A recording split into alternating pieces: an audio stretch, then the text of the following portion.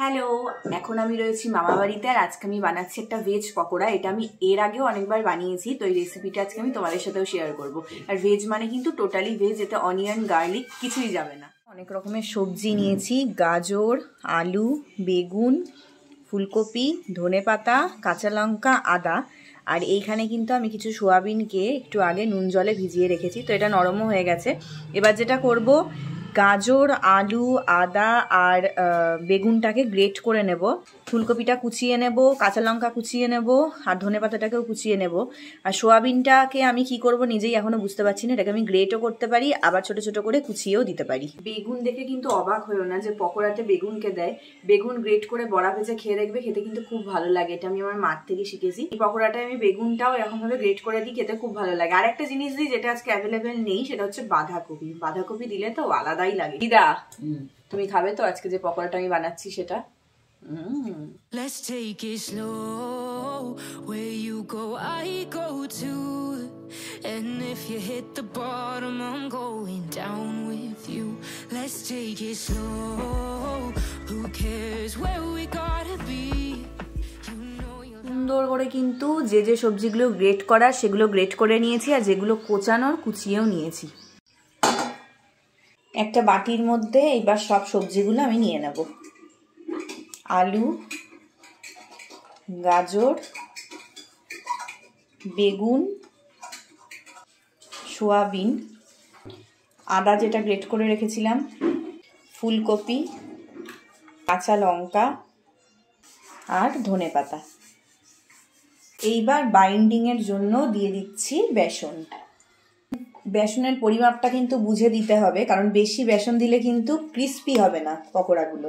এরপরে দিয়ে দিচ্ছি স্বাদ মতো লবণ, আর টেস্টটাকে ব্যালেন্স করার জন্য কিন্তু দিয়ে দিচ্ছি 8-6টা চিনির দানা। একটু সুন্দর কালার আনার জন্য দিয়ে দিচ্ছি 1 পিঞ্চ মতন হলুদ গুঁড়ো। এইবার সবকিছুকে খুব ভালো করে মেখে নেব।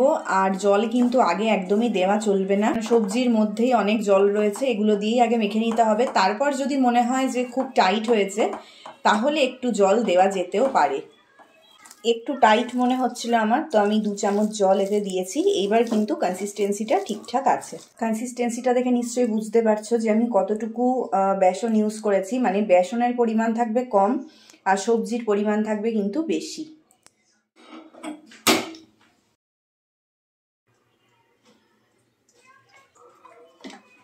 তেলটা গরম হতে হতেই এতে আমি দিয়ে দেবো একটুখানি খাবার সোডা, আর দেবো 2 চামচ সুজি। তোমাদের কাছে যদি চালের গুঁড়ো থাকে তোমরা কিন্তু সেটাও ইউজ করতে পারো। এতে কি হবে, পকোড়াটা খুব ক্রিস্পি হবে। এটা কিন্তু আগে মেশালে হবে না, ঠিক ভাজার আগ মুহূর্তেই এই দুটো জিনিসই মেশাতে হবে। তেলটা সুন্দর গরম হয়ে গেছে, এবার আমি গ্যাসের ফ্লেমটাকে একদম লো করে নেব। লো ফ্লেমে যদি পকোড়া ভাজো বা বড়া ভাজো, যেটাই ভাজো না কেন, সেটা কিন্তু অনেক বেশি ক্রিস্পি হয়।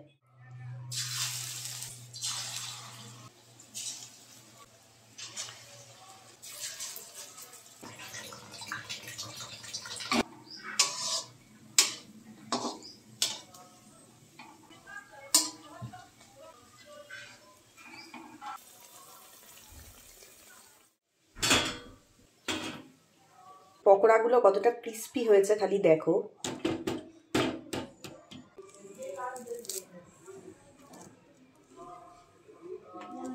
দিদা, টেস্ট করে দেখো পকোড়াটা কেমন হয়েছে।